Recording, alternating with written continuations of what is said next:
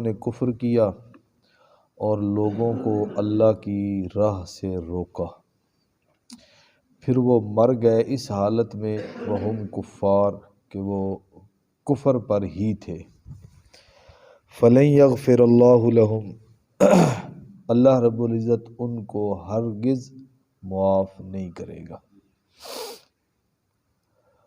خاتمہ بالخیر اور خاتمہ بالایمان کی دعا ہمیں ہر وقت کرنی چاہیے، کیونکہ جب تک کلمے پر، ایمان پر، اسلام پر ہم سب کا خاتمہ نہیں ہوتا نا، اس وقت تک ہمارا معاملہ لٹکا ہوا ہے۔ ہم کسی کے بارے میں یہ فیصلہ نہیں کر سکتے کہ وہ کامیاب ہو گیا یا ناکام ہو گیا۔ کامیابی اور ناکامی کا مدار خاتمے کے اوپر ہے۔ اسی لیے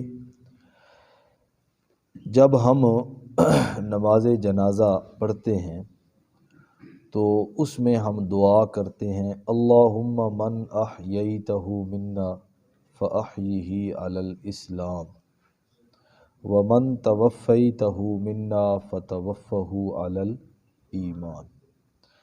یا اللہ زندہ رکھنا تو اسلام پر اور موت دینا تو ایمان پر۔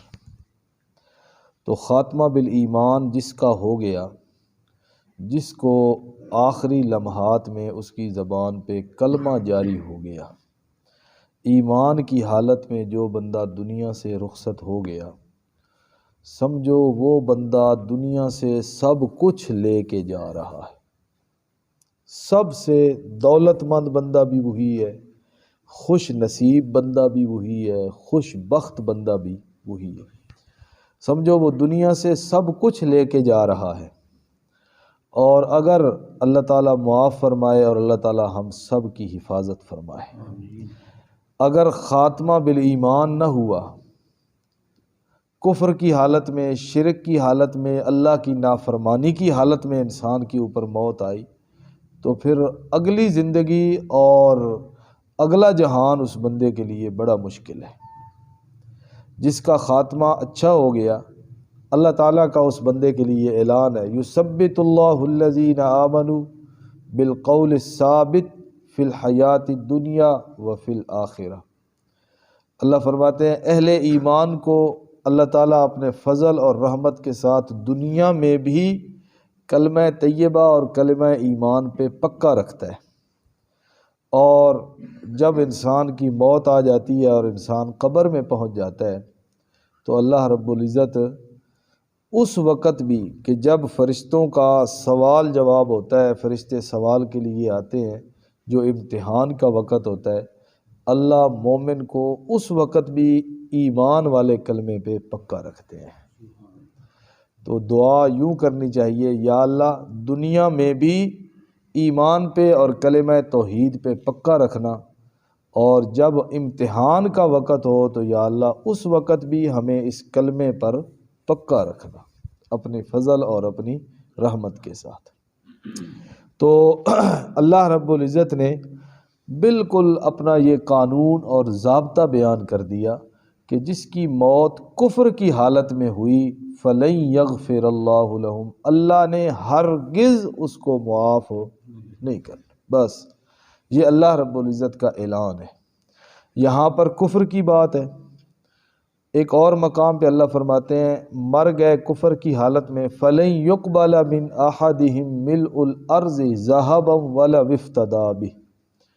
کفر کی حالت پہ مرنے والا بندہ اگر وہ پوری زمین بھرے ہوئی سونے کی دے کے اپنی جان چھڑوانا چاہے، اور اس کو اتنا سونا بھی مل جائے کہ پوری زمین آسمان اتنا سونا وہ دے کے کہے کہ یا اللہ یہ میں فدیے کے طور پہ اور اپنا تاوان کے طور پہ دیتا ہوں، اور یا اللہ میری جان چھوٹ جائے، اللہ فرماتے ہیں لن یقبل ہرگز اس سے اس بات کو بھی قبول نہیں کیا جائے گا۔ اور تیسرے مقام پہ اللہ نے فرمایا انہ من یشرک باللہ فقد حرم اللہ علیہ الجنہ۔ جس آدمی نے شرک کیا اور اسی حالت میں اس کی موت آ گئی، اللہ فرماتے ہیں پھر بھی میرا قانون ہے کہ میں نے اس مشرک پہ جنت کو حرام کر دیا۔ یہاں پر آیا اللہ معاف نہیں کرے گا، وہاں پر آیا اگر فدیہ دینا چاہے تو وہ بھی قبول نہیں کیا جائے گا، اور تیسری آیت اللہ تعالیٰ نے اس پر جنت کو حرام کر دیا، اور چوتھی آیت اللہ فرماتے ہیں ان اللہ لا یغفر ان یشرک بہ، بے شک اللہ رب العزت معاف نہیں کرتے شرک کو۔ اگر انسان شرک کرے اور بغیر توبہ کے اس کی موت آ گئی تو اللہ فرماتے ہیں میں نے اس بندے کو معاف نہیں کرنا۔ وَيَغْفِرُ مَا دُونَ ذَلِكَ لِمَن يَشَاءُ، شرک کے علاوہ جو گناہ ہوں گے اللہ جس کے لیے چاہیں گے معاف فرما دیں گے۔ 4 آیتیں، 5ویں آیت اللہ فرماتے ہیں استغفر لہم او لا تستغفر لہم ان تستغفر لہم 70 مرۃ فلن یغفر اللہ لہم، جس کی موت کفر شرک کی حالت پہ آ گئی اللہ فرماتے ہیں اے میرے پیغمبر آپ ان کے لیے مغفرت کی دعا کریں یا نہ کریں۔ یہ میری اور آپ کی بات نہیں ہو رہی کہ میں اس کے لیے مغفرت مانگوں اللہ سے، یا آپ مانگیں، یا کوئی مولوی صاحب، یا کوئی بڑا، یا کوئی بزرگ، یا کوئی نیک آدمی، اس کی بات نہیں ہو رہی۔ کس کی بات ہو رہی ہے؟ اللہ کے پاک پیغمبر صلی اللہ علیہ وسلم۔ بالکل صاف صاف ترجمہ ہے۔ اللہ فرماتے ہیں استغفر لہم، اے میرے پیغمبر آپ ان کے لیے مغفرت کی دعا کریں، او لا تستغفر لہم، یا مغفرت کی دعا نہ کریں۔ آپ کا کرنا نہ کرنا برابر ہے۔ ان تستغفر لہم 70 مرۃ، اگر آپ ان مرنے والے جن کی موت کفر کی حالت پہ ہو گئی، اگر آپ ان کے لیے مغفرت کی دعا کریں نا 70 مرۃ، 70 مرتبہ، لن یغفر اللہ لہم، اللہ نے پھر بھی ان کو معاف نہیں کرنا۔ 5 آیتیں، 6 آیت اللہ فرماتے ہیں ما کان للنبی والذین آمنوا ان یستغفروا للمشرکین ولو کانوا اولی قربی، نبی کے لیے بھی یہ جائز نہیں، اہل ایمان کے لیے بھی جائز نہیں کہ وہ کسی مشرک کے لیے دعائے استغفار کریں، اس کے بارے میں یہ کہیں کہ اللہ اس کو بخش دے، اتنا کہنے کی بھی اجازت نہیں۔ یہ اللہ کے قرآن نے کہا ان یستغفروا للمشرکین، اس کے لیے اتنا کہنے کی بھی اجازت نہیں ہے کہ تم یوں کہو کہ اللہ اس کو بخشے، اللہ اس کو بخش دے، اللہم اغفر، اتنی بات کہنے کی بھی اجازت نہیں ہے۔ وَلَوْ كَانُوا أُولِي قُرْبَىٰ، اگرچہ وہ تمہارا قریبی ہی کیوں نہ ہو، کتنا ہی قریبی کیوں نہ ہو، اگر اس کی موت کفر یا شرک پر العیاذ باللہ آ گئی تو تم اس کے لیے مغفرت کی دعا کرنا تمہارے لیے بھی جائز نہیں ہے۔ کیوں؟ اللہ فرماتے ہیں میں نے قانون بتا دیا ہے کہ میں نے اس کو معاف نہیں کرنا۔ جس کے بارے میں رب کہہ دے کہ میں نے معاف نہیں کرنا، پھر کسی کو لب ہلانے کی جرت اس کے بارے میں نہیں ہے۔ ایک اور آیت اللہ رب العزت فرماتے ہیں حضرت نوح علیہ السلام کا تذکرہ 12ویں پارہ سورہ ہود میں اللہ تعالیٰ تذکرہ کرتے ہیں۔ حضرت نوح علیہ السلام کا ایک بیٹا جو کافر تھا اور کفر کی حالت میں حضرت نوح علیہ السلام کی آنکھوں کے سامنے پانی میں غرق ہو گیا۔ اللہ تعالیٰ کا عذاب آیا، پانی میں غرق ہو گیا۔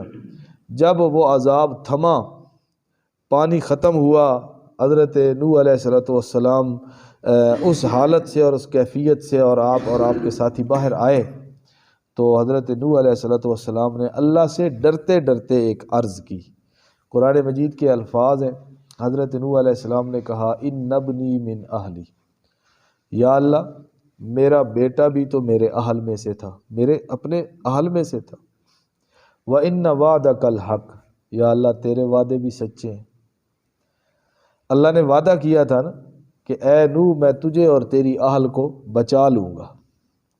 اب حضرت نوح علیہ السلام اللہ کے سامنے ڈرتے ڈرتے کیا کہتے ہیں؟ یا اللہ میرا بیٹا بھی میری اہل میں سے اور تیرا وعدہ بھی سچا۔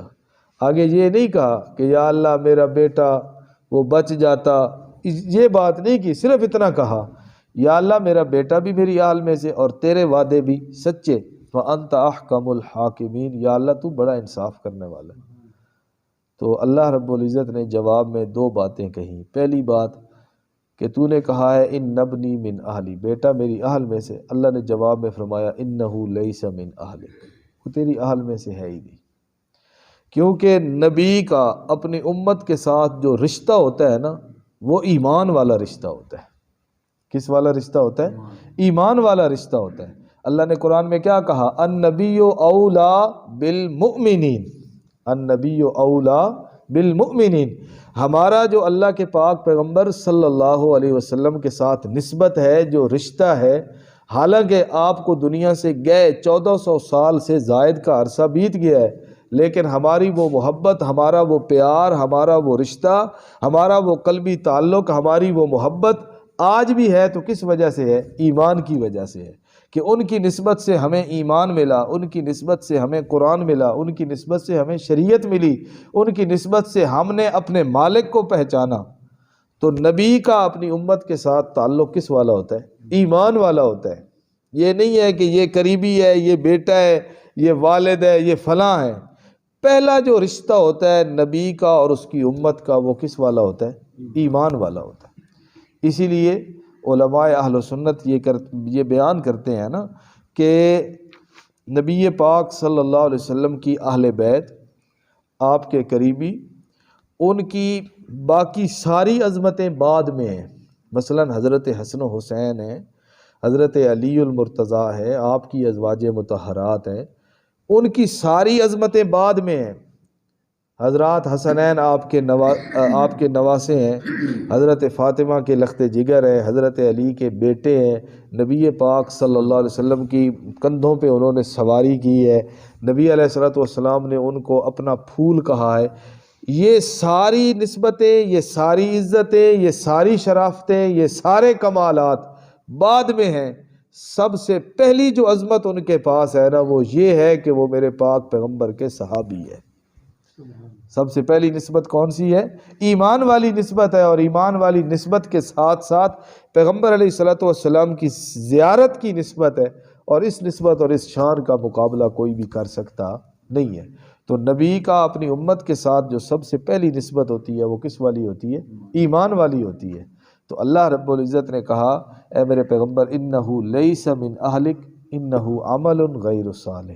پہلی بات تو یہ کہ وہ آپ کی اہل میں سے نہیں، کیوں؟ اس لیے کہ اس کے اعمال اچھے نہیں۔ مراد جس طریقے پہ آپ نے 950 سال لوگوں کو بلایا اور آپ کے ماننے والے اس راستے پر چلے، آپ کا بیٹا اس راستے پہ چلا نہیں ہے۔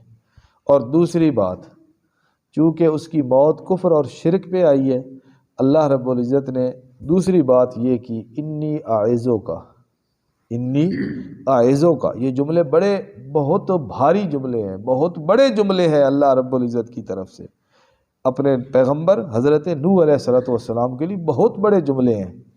انی اعزو کا، اللہ فرماتے ہیں اے میرے پیغمبر میں آپ کو نصیحت کر رہا ہوں، میں آپ کو کیا کر رہا ہوں؟ انی اعزو کا، میں آپ کو کیا کر رہا ہوں؟ نصیحت کر رہا ہوں، ان تکون من الجاہلین، اگر آئندہ اس کے بارے میں نام لیا نا تو ان تکون من الجاہلین، مجھے تو ترجمہ کرتے ہوئے بھی ڈر لگتا ہے۔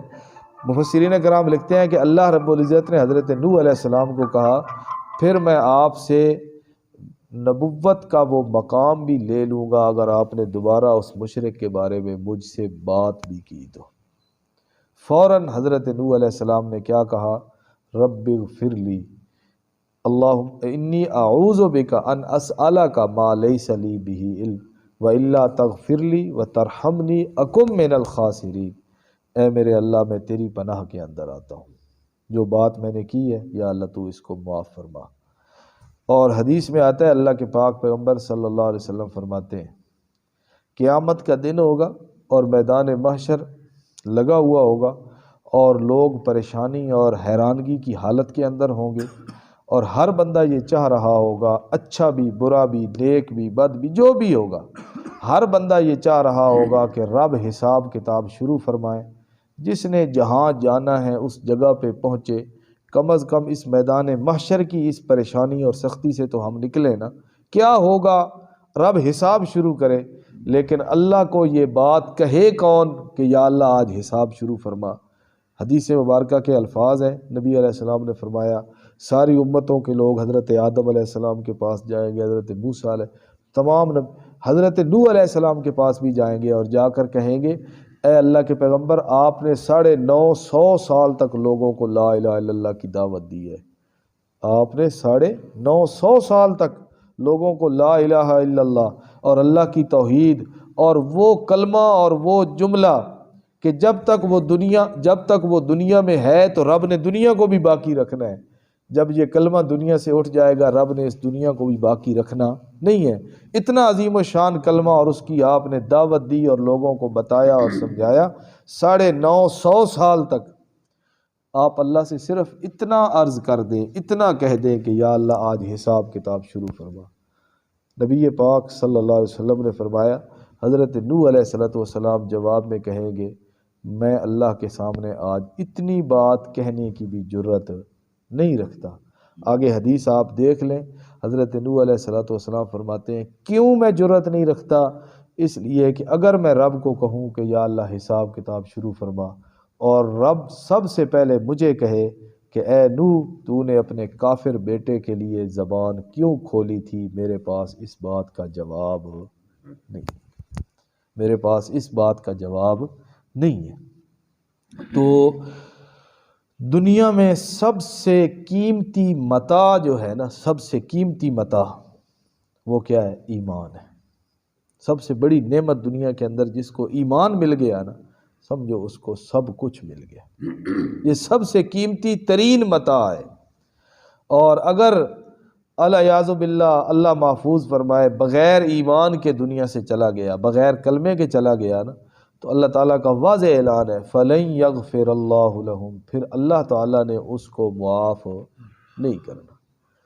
عجیب لوگوں کے ذہن ہوتے ہیں اور عجیب ان کو جو ہے نا وہ سمجھتے ہیں شاید کوئی ہم اللہ معاف فرمائے اللہ سے بھی زیادہ ہم مہربان ہیں۔ یہ پچھلے دنوں وہ انڈیا کی ایک اداکارہ مری نا، انڈیا کی، وہ ساری زندگی جس نے گانے گائے تو اس کے اوپر بحث چلتی رہی۔ کسی نے کہا کہ بھائی یہ مولویوں نے جنت کے دروازے اپنے علاوہ سب کے لیے بند کیے ہوئے ہیں، بھائی ان کے بارے میں ہم کہہ سکتے ہیں اللہ اس کو معاف کرے، اللہ اس کی بخشش کرے، تو انہوں نے جنت کے دروازے اپنے کے علاوہ باقی سب کے لیے کیا کیے ہوئے؟ بند۔ بھائی ہم نے بند نہیں کیے، یہ کسی مولوی نے یا کسی نبی ولی نے بند نہیں کیے، یہ کافر اور مشرک کے لیے جنت کا دروازہ کس نے بند کیا ہے؟ اللہ رب العزت نے بند کیا ہے۔ اللہ تعالیٰ نے اپنا اصول اور ضابطہ اور قانون بتا دیا ہے کہ دنیا میں رہ کر اگر کسی نے میری رضا اور میری خوشنودی کو حاصل کرنا ہے نا، تو وہ جب تک میرے پاک پیغمبر کی نبوت اور رسالت پر ایمان نہیں لائے گا، جب تک آپ کا کلمہ نہیں پڑھے گا، جب تک آپ کو اپنا پیشوا اور امام اور مقتدا مان کے ان کے پیچھے چل کے میرے دروازے پہ نہیں آئے گا، میں رب نے اس کے لیے جنت کا دروازہ کھولنا نہیں۔ پیغمبر سے ہٹ کے، ایمان سے ہٹ کے، قرآن سے ہٹ کے، اسلام سے ہٹ کے کسی اور راستے پہ چل کے، کتنا ہی اچھا راستہ ہو، کتنا ہی خوشنما راستہ ہو، کتنا ہی بظاہر خیر اور بھلائی والا راستہ ہو، اگر اس راستے پہ چل کے میرے پاس آنے کی کوشش کرو گے کبھی تمہیں جنت نہیں مل سکتی۔